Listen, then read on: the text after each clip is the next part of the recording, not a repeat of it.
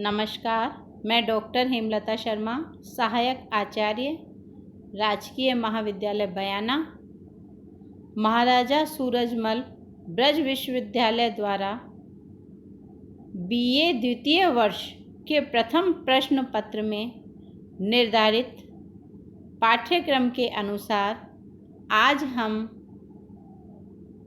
कालिदास विरचित अभिज्ञान शाकुंतलम के प्रकृति चित्रण का अध्ययन करेंगे। विश्व के विशाल साहित्य में कालिदास को बाह्य जगत का सर्वश्रेष्ठ साहित्यकार माना है। प्राकृतिक वर्णन में कालिदास ने जो मनोरम काव्य रचना की है वह साहित्य जगत में अद्वितीय है। कालिदास के काव्यों में प्रकृति वर्णन में इतनी सजीवता, रमणीयता, भव्यता और स्वाभाविकता है कि पाठक और श्रोता का मन बरबस ही रम जाता है। कालिदास का विश्व प्रसिद्ध नाटक अभिज्ञान शाकुंतलम भी प्राकृतिक छटाओं से युक्त है। अभिज्ञान शाकुंतलम नाटक में प्रकृति अपने स्वरूप में पूर्ण स्वतंत्र होते हुए भी सजीव व चेतन प्राणी के रूप में चित्रित की गई है।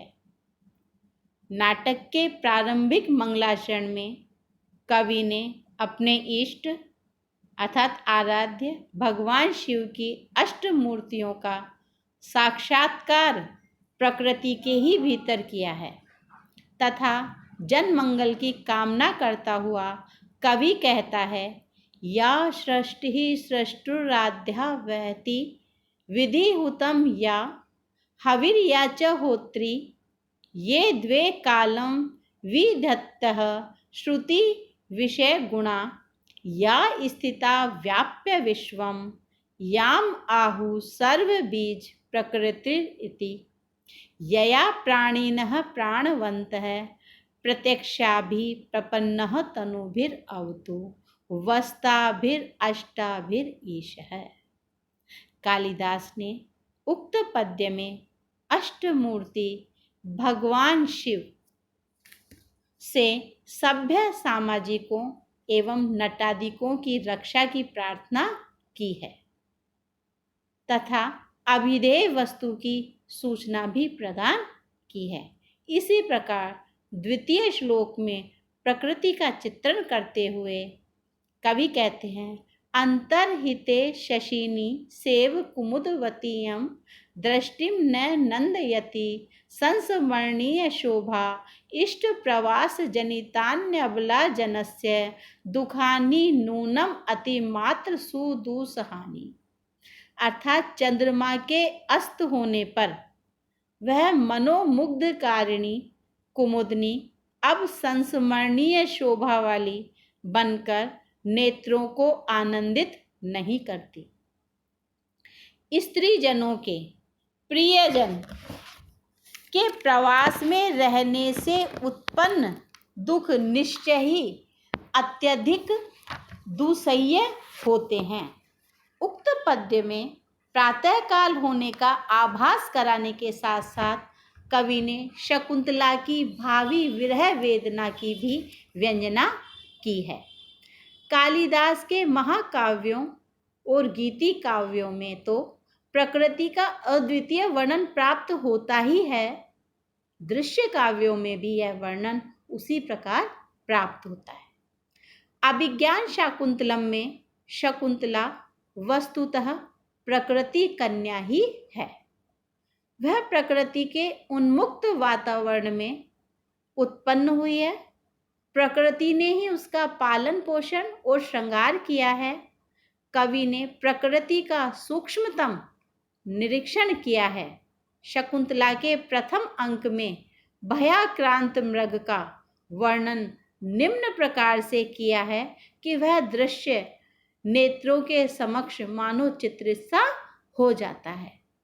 यथा ग्रीवा भंगाभिरामम मुहुर्नुपतति स्यंदने दत्त दृष्टि पश्चार्धेन प्रविष्टः शरपतन भयाद भूयसा पूर्वकायम दर्भहि अर्धाव लीडहि श्रम विवृत मुख भ्रंशि भी कीर्ण वर्तमा पश्योद अग्रप्लुत्वाद वियति बहुतरम स्तोकम उर्व्याम प्रयाति। अर्थात नाटक के प्रथमांक में जब दुष्यंत बाण चढ़ाए हरिण के पीछे रथ दौड़ा रहे हैं, अपने पीछे दौड़ते हुए रथ पर बार बार गर्दन को मोड़कर सुंदरता के साथ एक टक दृष्टि से देखने वाला, बाण लगने के भय से अपने शरीर के पिछले आधे भाग को बहुत अधिक आगे के भाग में प्रविष्ट करता हुआ सा दौड़ने के कारण थकान के कारण फूले हुए मुख से गिराए गए और आधे चबाए हुए कुशों के टुकड़ों से जिसका मार्ग व्याप्त हो गया है, ऐसा यह मृग ऊंची ऊंची छलांग भरने के कारण आकाश में अधिक तथा पृथ्वी पर बहुत कम दौड़ रहा है। इसी प्रकार अन्य श्लोक में उक्त पद्य में तपोवन के सूक्ष्म वर्णन को देखकर कालिदास की प्रकृति पर्यवेक्षण की शक्ति का ज्ञान सहज ही हो जाता है।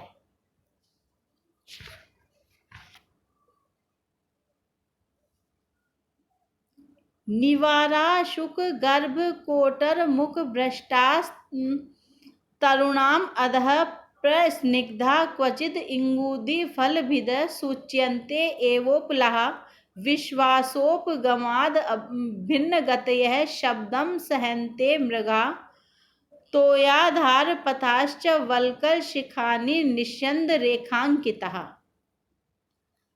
अर्थात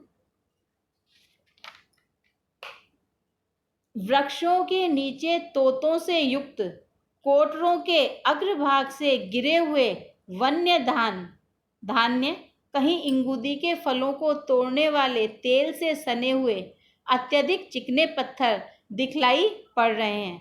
विश्वास प्राप्त हो जाने से अविचलित गति वाले मृग रथ की आवाज को सहन कर रहे हैं। सरोवरों के मार्ग वल्कलों के अग्रभाग से टपकने वाले जल की रेखाओं से चिन्हित दिखाई पड़ रहे हैं। इस प्रकार राजा सारथी से कह रहा है कि आश्रम यहाँ पास में ही है, और जब सारथी पूछता है कि आपको कैसे पता, तब उक्त श्लोक राजा बोलता है और उसको बताता है कि किन किन चिन्हों को देखकर मुझे यह पता चल रहा है कि आश्रम समीप में ही है।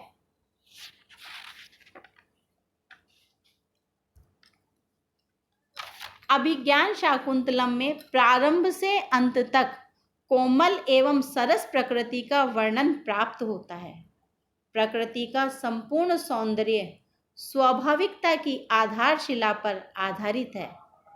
इस कारण कवि ने मानव सौंदर्य की यथार्थ अभिव्यक्ति के लिए प्रकृति का आश्रय लिया है।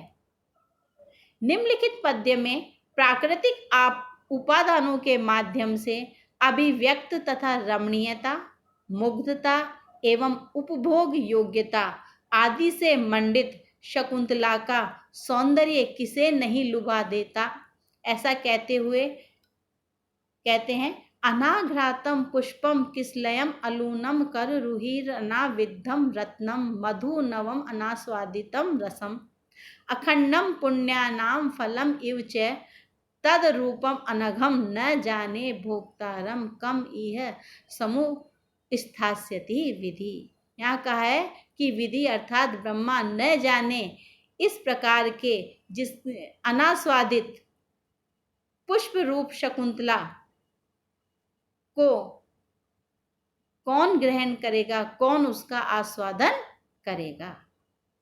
इसी प्रकार अगले श्लोक में निम्न पद्य में शकुंतला के सौंदर्य का वर्णन करते हुए प्राकृतिक उपमानों से उसे अभिन्न बताया है।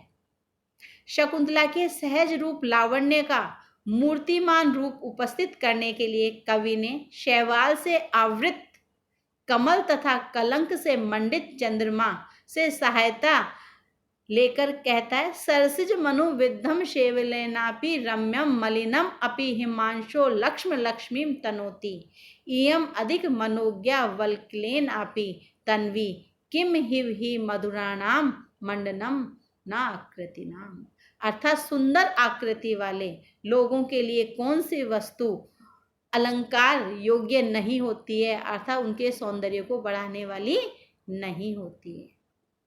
प्रकृति में चेतनता अर्थात सजीवता और मानवीय वृत्तियों का आरोप, यह कालिदास की प्रकृति वर्णन की सबसे बड़ी विशेषता रही है।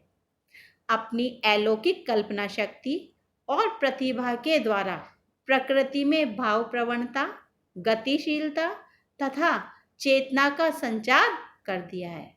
शाकुंतलम नाटक में कालिदास ने प्रकृति को मानव की सहचरी बना दिया है तथा मानव और प्रकृति की घनिष्ठ व रागात्मक भाव संबंध की अभिव्यक्ति की है। शकुंतला की विदाई के अवसर पर कण्व प्रकृति से शकुंतला की सहचरी, प्रकृति से उसको विदा करने को कहते हैं, तो कोयल कूकती है, उसकी ओर संकेत करके वह कहते हैं कि शकुंतला के वन के साथी वृक्षों ने कोयल के शब्दों में उसे जाने की आज्ञा दे दी है। इसी समय आकाशवाणी होती है, रम्यांतर है कमलिनी हरितई सरोभि छाया द्रुमय नियमितार्क मयूख ताप भूयात कुशेशर रजो मृदु रेणुरस्या शांतानुकूल पवनश्च शिवश्च पंथा। चतुर्थ अंक में जो सर्वश्रेष्ठ श्लोक माने गए हैं उनमें एक यह भी है। इसमें न केवल अचेतन पदार्थों से आकाशचारी वन देवता भी मार्ग की मंगल कामना प्रकट करते हैं।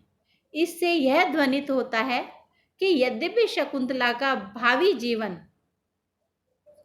पथ अत्यंत कठिन और कष्टमय है, तथापि अंत में उसका जीवन पथ कल्याणकारी बन जाएगा।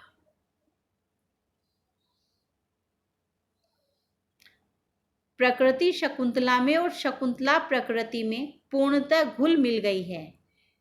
इसीलिए शकुंतला की विदाई के समय जहाँ वन देवी उसके निमित्त वस्त्राभूषण समर्पित करती है, वहाँ उसके वियोग की कथा से समस्त तपोस्थली व वनस्थली सौंदर्य रहित होकर मानो करुणा का आवास बन जाती है, करुणा का घर बन जाती है।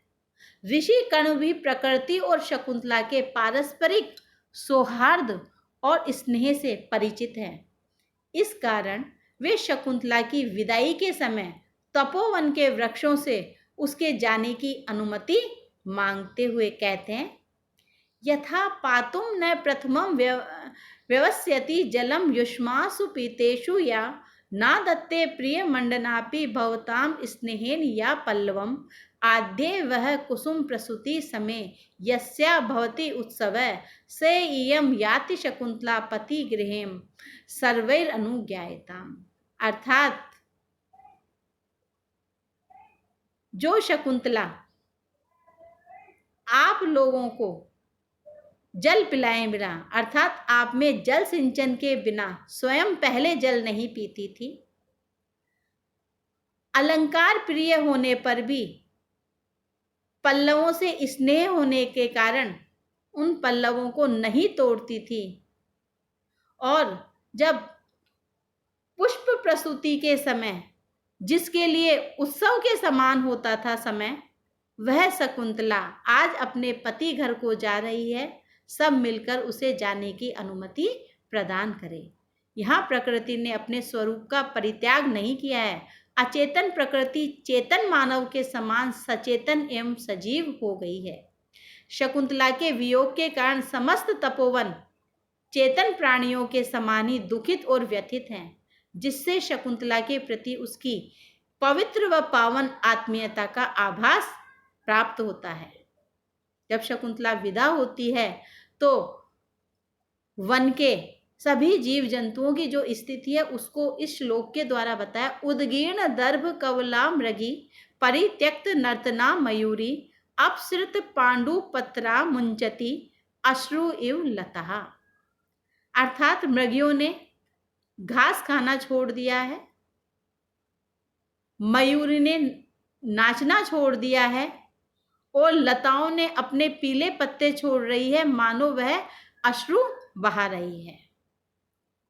शकुंतला भी जाते समय प्रकृति के प्रति अपने स्नेह और प्रेम को व्यक्त कर रही है। वह नव ज्योत्सना का आलिंगन करती है। प्रसवा मृगी के प्रसव की सूचना भेजने के लिए अपने पिता कण्व से कहती है। पुत्रवत पालित मृग शावक उसे रोकने की चेष्टा करता है। इस प्रकार सारी प्रकृति अन्य पात्रों के समान सजीव रूप बन गई है। नाटक का प्रारंभ ग्रीष्म ऋतु के वर्णन से होता है। इस बीच की सारी क्रियाएं प्रकृति के वितान रूप आश्रम में होती है और उसका अवसान अर्थात समापन भी मारीच के पवित्र आश्रम में होता है। इस प्रकार प्रकृति मूक होते हुए भी सजीव, प्रत्यक्ष, व्यापक एवं अंतरंग है। बाह्य जगत के चित्रण में, प्रकृति चित्रण में कालिदास ने जो मनोरम काव्य रचना की है उसके लिए पंडित बलदेव उपाध्याय ने कालिदास के प्रकृति प्रेम साधना का मार्मिक वर्णन करते हुए कहा है कि कालिदास प्रकृति देवी के प्रवीण पुरोहित थे। उनकी सूक्ष्म दृष्टि से प्रकृति के सूक्ष्म रहस्यों को सावधानता से हृदयंगम किया था।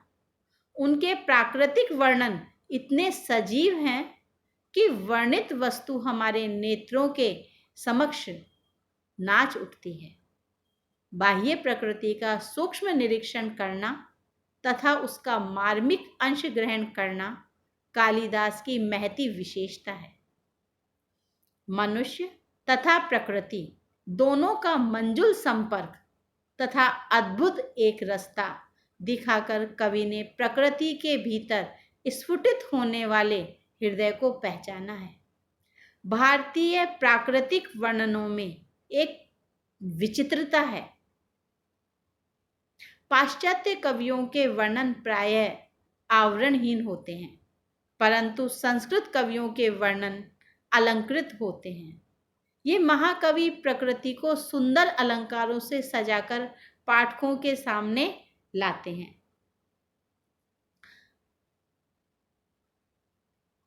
प्रकृति मानव का मनोरंजन ही नहीं करती या मनोरंजन का साधन ही नहीं है, अपितु वह मनुष्य को जीवन की उच्च शिक्षाएं भी प्रदान करती है। नाटक के पंचम अंक में कहा गया कि जिस प्रकार सूर्य, वायु और शेषनाग सब अपने कर्तव्य में लगे हुए हैं, उसी प्रकार राजा को भी सदैव कर्तव्यनिष्ठ होना चाहिए। जिस प्रकार वृक्ष स्वयं धूप सहन करके दूसरों को छाया प्रदान करता है, उसी प्रकार राजा को भी प्रजा के हित के लिए कष्ट करना या सहना चाहिए। इस प्रकार प्रकृति शिक्षा भी प्रदान करती है। तो महाकवि कालिदास के भी वर्णन, इस प्रकृति का वर्णन नितांत सूक्ष्म, सुंदर तथा संश्लिष्ट रूप में किया है। अतः यह कहना अत्युक्ति नहीं होगा कि कालिदास मूलतः प्रकृति प्रेमी कवि हैं और उनकी काव्य कला का प्रारंभ प्रकृति चित्रण से ही होता है तथा उसमें उत्तरोत्तर विकास एवं परिमार्जन होता गया है। इस प्रकार आज की क्लास में हमने कालिदास के अभिज्ञान शाकुंतलम में प्रकृति चित्रण का अध्ययन किया है। अब आगे हम अग्रिम क्लास में कालिदास के जन्म स्थान के विषय में चर्चा करेंगे। धन्यवाद।